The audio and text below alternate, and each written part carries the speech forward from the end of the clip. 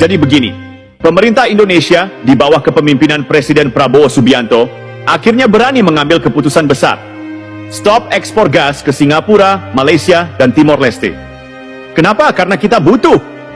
Selama ini kita ekspor gas ke negara-negara tetangga, sementara di dalam negeri, industri, dan masyarakat harus berebut energi dengan harga yang makin mahal. Logikanya di mana? Masa kita yang punya sumber daya, kita yang harus antre? Ini kayak orang punya kebun sendiri tapi masih beli sayur di pasar karena hasil panennya dijual ke orang lain dulu. Prabowo nggak mau Indonesia terus-terusan jadi penjaga pom bensin buat negara lain sementara kita sendiri kekurangan. Gas kita, buat kita. Itu intinya. Singapura dan Malaysia langsung panik. Ya iyalah, selama ini mereka nyaman dapat pasokan gas murah dari Indonesia.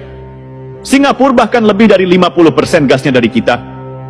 Malaysia, meskipun produsen gas besar, mereka masih ngandelin pasokan dari kita buat sektor industri tertentu. Sekarang, tiba-tiba Indonesia bilang, maaf, stoknya buat kami dulu. Gimana nggak kaget? Singapura dan Malaysia harus cari alternatif lain. Mau impor dari Australia, mahal. Mau bikin infrastruktur baru, lama. Mau marah ke Indonesia, ya silakan.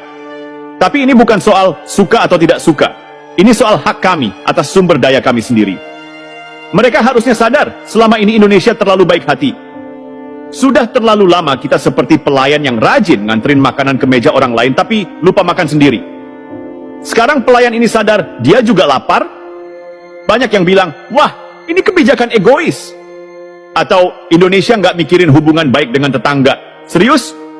Jangan lupa, Indonesia bukan sekadar negara ekspor sumber daya. Kita ini negara berdaulat. Kita punya hak penuh menentukan kemana sumber daya kita digunakan. Kalau selama ini kita terlalu murah hati, sekarang saatnya kita realistis. Presiden Prabowo memahami bahwa kemandirian energi adalah kunci untuk masa depan. Data menunjukkan bahwa pada 2025, kebutuhan gas nasional bakal mencapai 1,471 miliar BTU per hari, dan terus naik ke 2,65. 9 miliar BTU per hari pada 2034. Bayangkan kalau kita masih sibuk kirim gas ke luar negeri sementara kita sendiri kekurangan. Itu bukan kebijakan, itu bunuh diri. Ini bukan sekadar slogan, tapi target nyata. 71% bauran energi terbarukan dalam beberapa dekade ke depan. Jadi, jangan kira ini keputusan nekat tanpa strategi. Ini langkah strategis untuk masa depan. Sudah bisa ditebak, Singapura dan Malaysia bakal datang dengan proposal baru. Mereka pasti mau negosiasi ulang soal harga atau mencari celah agar ekspor tetap jalan. Boleh saja bicara, tapi kali ini kita yang pegang kendali. Jangan harap harga murah seperti dulu. Jangan harap kita mengalah lagi. Kalau mereka butuh gas, mereka harus ikuti aturan main kita. Indonesia bukan lagi penjual murah yang gampang ditekan. Kalau mereka ngotot mencari alternatif lain, ya silakan. Tapi ingat, mencari pemasok gas dengan harga dan kualitas seperti Indonesia itu nggak gampang dan nggak murah. Langkah ini juga bikin peta politik energi Asia Tenggara berubah. Indonesia menunjukkan bahwa kita bukan lagi negara yang bisa ditekan atau dianggap remeh. Singapura dan Malaysia sekarang harus cari cara baru untuk memenuhi kebutuhan energi mereka. Mungkin mereka bakal makin mendekati Australia atau negara lain, tapi tetap saja Indonesia kini berdiri lebih tegak, lebih percaya diri. Di dalam negeri, kebijakan ini juga memperkuat posisi Prabowo sebagai pemimpin yang tegas dan visioner. Bukan pemimpin yang cuma main aman dan takut ambil risiko. Ini juga sinyal buat negara-negara lain.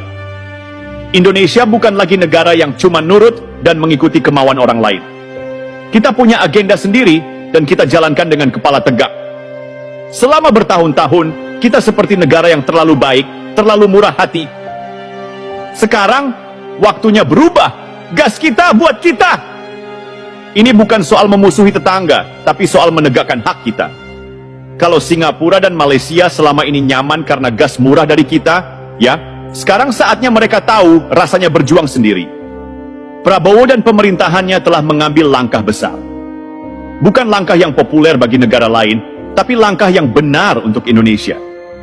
Dan satu hal yang pasti, Indonesia hari ini bukan Indonesia yang dulu. Dunia harus tahu, Indonesia bukan lagi anak bawang. Kebijakan ini bukan cuma bikin Singapura dan Malaysia kelabakan, tapi juga bikin dunia melirik. Indonesia serius nih jaga sumber dayanya. Ya, serius banget. Selama ini banyak negara, termasuk yang katanya negara maju, terlalu terbiasa melihat Indonesia sebagai penyedia bahan baku murah. Mereka nggak peduli kita dapat apa, yang penting mereka untung. Mereka pikir Indonesia akan terus jadi lumbung energi mereka tanpa protes. Nah, sekarang skenarionya berubah. Prabowo nggak mau Indonesia terus jadi negara yang hanya mengekspor bahan mentah. Kita bukan negara tambang yang isinya cuma bahan mentah untuk dikuras, lalu mereka olah sendiri dengan keuntungan berlipat-lipat. Sudah cukup kita melihat sumber daya kita diambil murah, lalu kita beli balik dalam bentuk produk jadi dengan harga selangit. Sudah cukup kita jadi penyedia bahan bakar murah, sementara rakyat kita sendiri kesulitan. Sebentar. Jadi, kalau kita stop ekspor, hubungan diplomatik jadi rusak. Memangnya selama ini negara lain mikirin kita waktu mereka menetapkan kebijakan yang merugikan kita?